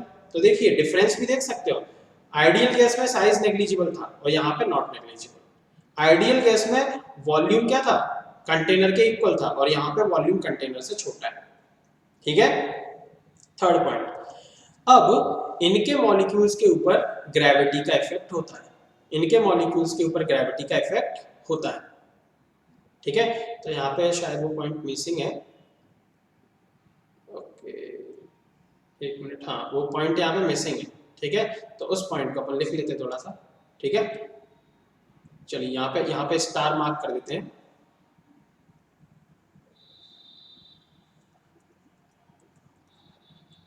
ठीक है। चलिए यहाँ पे लिख देते हैं हम, तो क्या, effect of gravity, effect of gravity, effect of gravity on real gas is not negligible,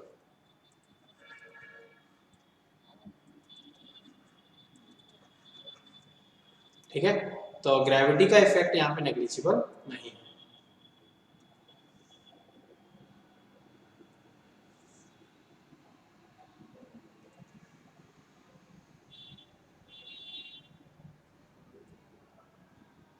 ठीक है।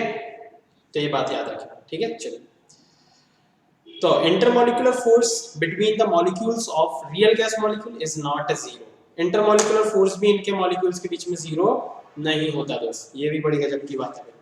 तो अब इंटरमॉलिक्यूलर फोर्स इनके मॉलिक्यूल्स के बीच में जीरो नहीं होता है, इसका मतलब इनके मॉलिक्यूल एक दूसरे को इंटरैक्ट करते हैं, एक दूसरे को अट्रैक्ट करते हैं, तो मतलब कहीं ना कहीं इनमें थोड़ी सी पोटेंशियल एनर्जी होती है, कहीं ना कहीं ये एक स्ट्रक्चर बनाने की कोशिश करते हैं, मतलब ये एक सिस्टम बनाने की कोशिश करते हैं, मतलब इनके मॉलिक्यूल्स के बीच में थोड़ी बहुत पोटेंशियल एनर्जी होती है। बाकी रैंडम मोशन तो करेंगे ही करेंगे, क्योंकि गैस है, उनकी फितरत ही यही है रैंडम मोशन करना, तो काइनेटिक तो कहीं गई नहीं। तो इसका मतलब सही में इनकी total energy kinetic plus potential होती है, क्लियर है। इनके मॉलिक्यूल्स जब कोलिजन करते हैं तो वहां पे एनर्जी लॉस होता है, मतलब इनके कोलिजन्स इलास्टिक कोलिजन नहीं होते, नॉट इलास्टिक, इसका मतलब वहां पे एनर्जी लॉस होता है, ठीक है, क्लियर है। The sum of energy loss occur is less than during, the sum of energy loss occur, the sum of energy, okay यहाँ पे ये सम मतलब एडिशन नहीं है, ये sum, the sum energy loss occurs है ना, सम SOM, ठीक है। तो यहाँ पे कुछ एनर्जी लॉस होता है ड्यूरिंग कोलिजन, ठीक है। तो the sum energy loss occur during collision, ठीक है। अच्छा रियल गैस, ये पॉइंट बड़ा काम का है, क्या कि रियल गैस भी आइडियल गैस बन सकती है, अपनी जो नेचर में गैस है ना वो भी आइडियल गैस बन सकती है। कब, तो पहले तो अपन ये बात करते हैं कि आइडियल गैस बनने के लिए क्या क्या लगेगा, मॉलिक्यूल्स के बीच का attraction, intermolecular force of attraction खत्म करना होगा, मॉलिक्यूल एक दूसरे को अट्रैक्ट नहीं करने चाहिए, मतलब इंटरेक्शन फोर्स ही नहीं होना चाहिए उनके बीच में, ना अट्रैक्ट ना रिपेल, तो ये कंडीशन एक तो अपन को करना है, ठीक है। और दूसरा अपन को ये फॉलो करना है कि इन पे ग्रेविटी का कोई इफेक्ट ना हो, ग्रेविटी अपन नेग्लेक्ट कर देंगे, चलो ग्रेविटी का कोई इफेक्ट नहीं है, ठीक है। इनके मॉलिक्यूल्स के बीच का इंटरेक्शन फोर्स खत्म करना है, ठीक है। और क्या क्या करना पड़ेगा, और अपन को साइज भी नेग्लिजिबल करना, चलो साइज भी नेग्लिजिबल कर देंगे, लेकिन इंटरेक्शन कैसे खत्म करेंगे, तो इसके दो तरीके अपने पास है ना। रियल गैस मॉलिक्यूल के बीच के मॉलिक्यूल्स के बीच का जो इंटरेक्शन फोर्स है उसको नेग्लेक्ट करने के लिए अपन क्या करते हैं, टेम्परेचर इतना ज्यादा कर देंगे, इस गैस का टेम्परेचर इतना ज्यादा कर देंगे कि साला मॉलिक्यूल के पास इतनी काइनेटिक एनर्जी आ जाएगी कि वो इतनी भयंकर तरीके से रैंडम मोशन करेगा कि मॉलिक्यूल एक दूसरे को इंटरेक्ट ही नहीं कर पाएंगे, एक दूसरे के बगल से निकल जाएंगे लेकिन इंटरेक्ट ही नहीं कर पाएंगे, एक दूसरे को हाई बोलने का भी टाइम नहीं मिलेगा उन्हें। अपन इतनी ज्यादा उनकी काइनेटिक एनर्जी कर देंगे, और काइनेटिक एनर्जी कैसे करेंगे, टेम्परेचर बहुत ज्यादा बढ़ा देंगे, तो इनकी काइनेटिक एनर्जी बहुत ज्यादा हाई हो जाएगी और वो बहुत ही स्पीड से रैंडम मोशन करने लगेंगे, जिसकी वजह से क्या होगा, वो एक दूसरे को इंटरेक्ट नहीं कर पाएंगे। या फिर दूसरा तरीका कि प्रेशर इतना लो कर दो कि समझ रहे हो, इतने लुल्ल हो जाए वो कि अगर गाल पे आकर मक्खी बढ़ जाए तो पड़ोसी से बोला यार मेरा हाथ नहीं उठ रहा, मेरे गाल पे से मक्खी उड़ा दो, समझ रहे हो। तो ये क्या है, ये प्रेशर बहुत ही लो हो चुका है, मतलब उनमें हिम्मत ही नहीं बची कि एक दूसरे से इंटरेक्ट करे, अपने घर से ही बाहर नहीं निकलता जब कोई, तो ये क्या है, प्रेशर बहुत लो हो चुका है, ठीक है। एक दूसरे के बगल में बैठने का मतलब ही नहीं है, प्रेशर लो प्रेशर, क्लियर है। तो real gas behaves like an ideal gas at a very high temperature and very low pressure, ये दो कंडीशंस हमेशा याद रखेंगे, ठीक है। तो इन दो कंडीशंस पे एक रियल गैस आइडियल गैस की तरह बिहेव करती है। तो ये कुछ बातें हैं दोस्त जो अपन को आइडियल गैस और रियल गैस के लिए याद रखनी है, ठीक है। चलिए तो अब अपन आगे चलते हैं, ये सब डिस्कस करने के बाद, और वहाँ पर डिफरेंस भी याद कर सकते हो, तो मन कहना कि उनमें डिफरेंस भी देख सकते हो, तो डिफरेंस देख देख के याद करोगे कि भाई डिफरेंस क्या है, तो और अच्छे से याद हो जाएंगे वो, ठीक है। इसके बाद अपन डिस्कस करने वाले हैं कि भाई मीन फ्री पाथ क्या होता है, ठीक है। तो मीन फ्री पाथ क्या होता है, सुन लेंगे ध्यान से, ठीक है। चलो, तो मीन फ्री पाथ क्या होता है, तो देखें यहाँ पे, जब अपना ये गैस मॉलिक्यूल है, ध्यान से देखेंगे, ये गैस मॉलिक्यूल है, रैंडम मोशन कर रहा है, इधर गया इधर गया इधर गया, कोई नहीं टकराया कोई नहीं टकराया, अचानक से यहाँ टकरा गया किसी से, तो फिर क्या हुआ, कोलिजन हुआ, पाथ बदल गया, फिर से स्ट्रेट पाथ पे चलने लगा, फिर से स्ट्रेट पाथ पे चलने लगा, फिर से स्ट्रेट पाथ पे चलने लगा, और अब यहाँ पे किसी से आके टकरा गया, यहाँ पे आके टकरा गया, लो भाई, ठीक है। फिर टकरा गया, फिर टकरा गया, फिर टकरा गया, फिर टकरा गया, इधर चला गया भैया, है ना। तो अब यहाँ आके फिर से किसी से टकरा गया, तो अब वो इधर चला गया, है ना। तो फिर इधर आके किसी से टकरा गया, तो क्या हो रहा है, वो ऐसे कोलिजन्स करता ही रहता है, इसको ब्राउनियन मोशन, रैंडम मोशन अपन बोलते हैं ना। तो मान लो पहला कोलिजन होने से पहले उसने पाथ ट्रेवल करा था L1, दूसरा कोलिजन होने से पहले L2, तीसरा कोलिजन होने से पहले L3 dot dot dot dot dot dot dot dot L, ठीक है।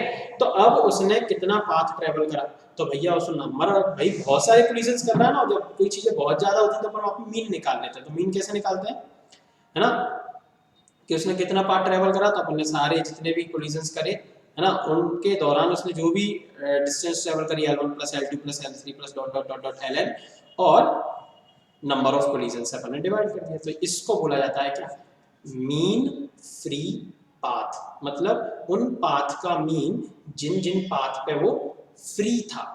देखो L1 वो डिस्टेंस है जहां तक वो फ्री था, पहले कोलिजन से पहले और स्टार्टिंग पॉइंट के बाद, तो इतनी देर तक वो फ्री था जिसमें उसने L1 डिस्टेंस कवर करी, फिर L2 डिस्टेंस कवर करते समय वो फ्री था, फिर L3 डिस्टेंस, इसलिए इसको मीन फ्री पाथ बोल दिया गया, क्लियर है।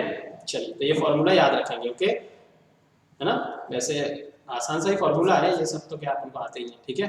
चलिए इसके बाद मीन वेलोसिटी क्या होती है भाई, ठीक है।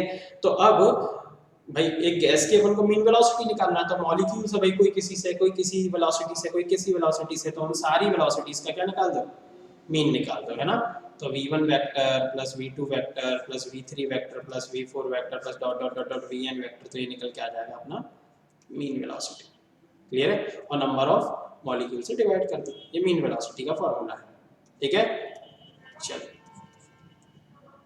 अब बात करते हैं रूट मीन स्क्वायर वेलोसिटी, तो मीन वेलोसिटीज जो थी ना उनका स्क्वायर कर करके मीन निकाल दो, तो रूट तो बन जाएगा मीन स्क्वायर वेलोसिटी, ठीक है।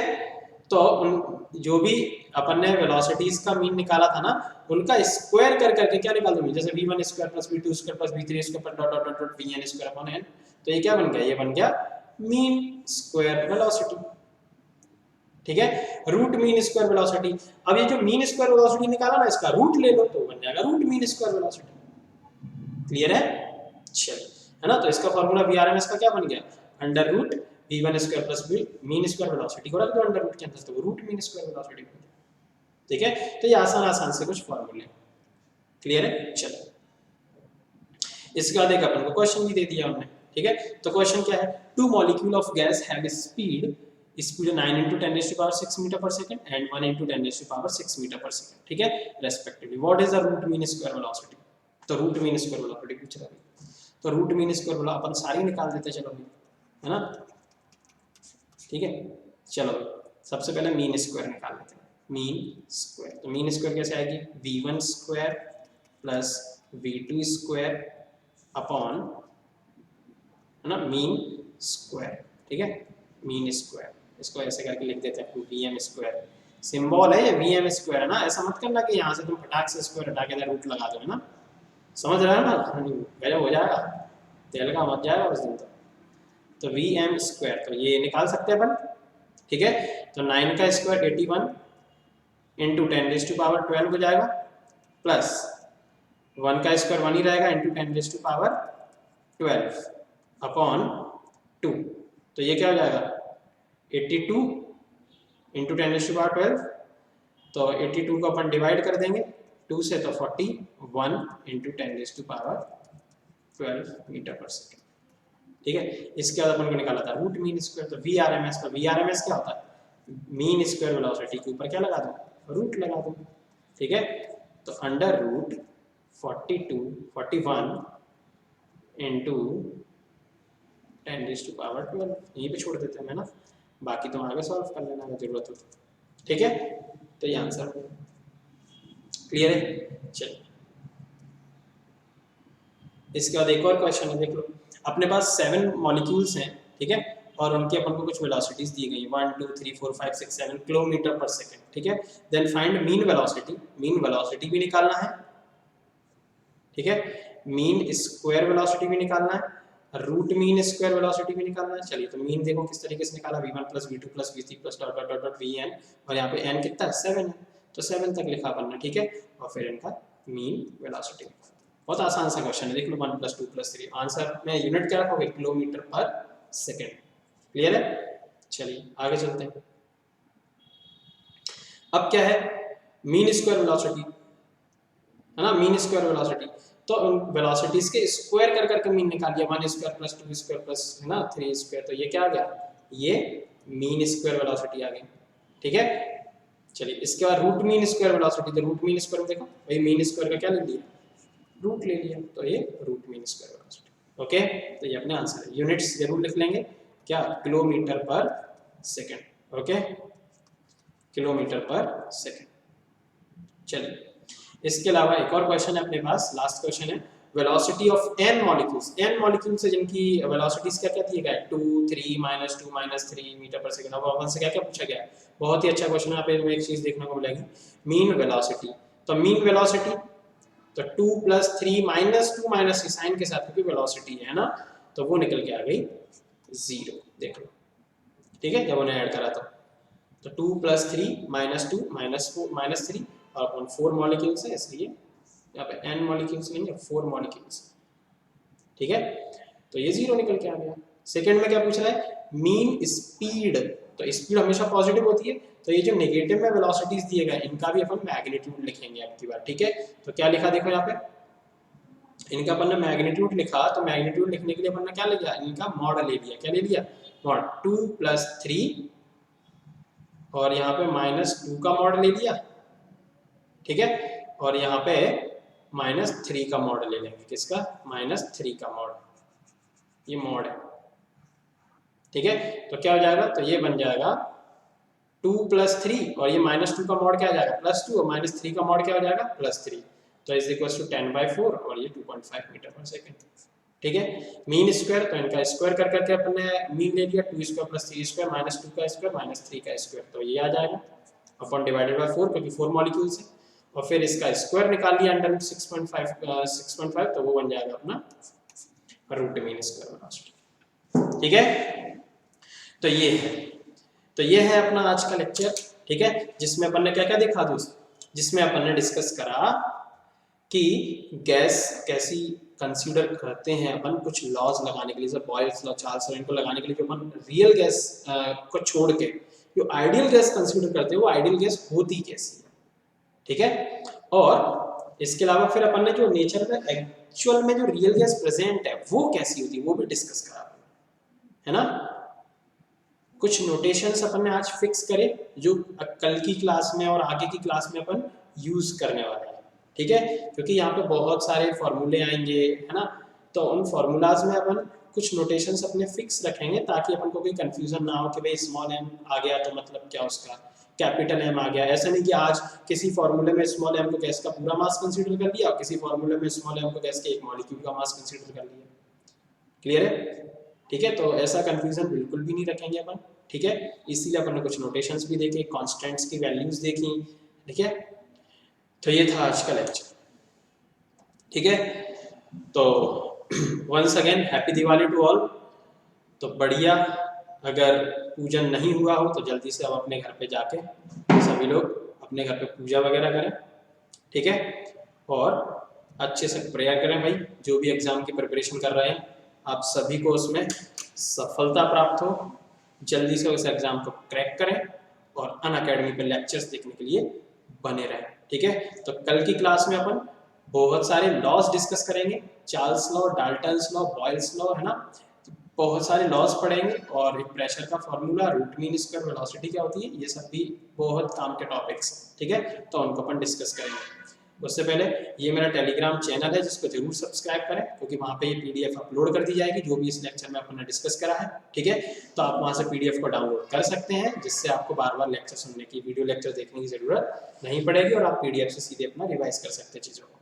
ठीक है, सब्सक्रिप्शन के बारे में बात करें तो वीडियो लेक्चर तो आप सुन ही सकते हैं, है ना, आप अपने एग्जाम की प्रिपरेशन कर ही सकते हैं। इसके अलावा कुछ स्पेशल ट्रीटमेंट्स की बात करें, ठीक है, तो special treatments like live classes, test series वगैरह, डाउट सॉल्विंग क्लासेस, आपके स्टडी प्लान, पर्सनल कोच, तो इनके लिए आपको सब्सक्रिप्शन प्लान लेने होते हैं। एक प्लस सब्सक्रिप्शन प्लान होता है और एक आइकनिक, तो जैसा भी आपको सही लगता है। जो छोटे सर्कल के अंदर आपको चीज़ें दिख रही है वो सब प्लस सब्सक्रिप्शन के अंदर आती हैं, और जो बड़े सर्कल, बड़ा सर्कल के अंदर तो छोटा सर्कल भी आ गया, तो ये सारी चीज़ें जितनी भी आपको मेरी स्क्रीन पे दिख रहे हैं वो सब आइकनिक सब्सक्रिप्शन में आते हैं। ठीक है, दोनों के चार्जेस भी अलग अलग हैं। ठीक है, प्लस सब्सक्रिप्शन का चार्ज है 22,500 और आइकनिक सब्सक्रिप्शन का चार्ज है 40,500। ये चार्जेस अगर आपको ज़्यादा लगते हैं तो इनके लिए आपको एक्स्ट्रा 10% डिस्काउंट मिल जाएगा, है ना, जिसको आप दीपावली का गिफ्ट समझ सकते हैं। ओके, तो उसके लिए आप कोड यूज कर सकते हैं AMARS। ठीक है, तो AMARS कोड यूज करिए तो आपको जरूर 100% 10% का डिस्काउंट मिलेगा। ठीक है, चलिए, thank you, bye and once again happy Diwali to all. तो अच्छे से दीपावली मनाओ। ठीक है, कोई पॉल्यूशन की टेंशन मत लो कि ज़्यादा पॉल्यूशन हो जाएगा, भाई साल में एक बार आती है, मस्त एकदम मनाओ। ठीक है, तो happy Diwali, bye, thank you.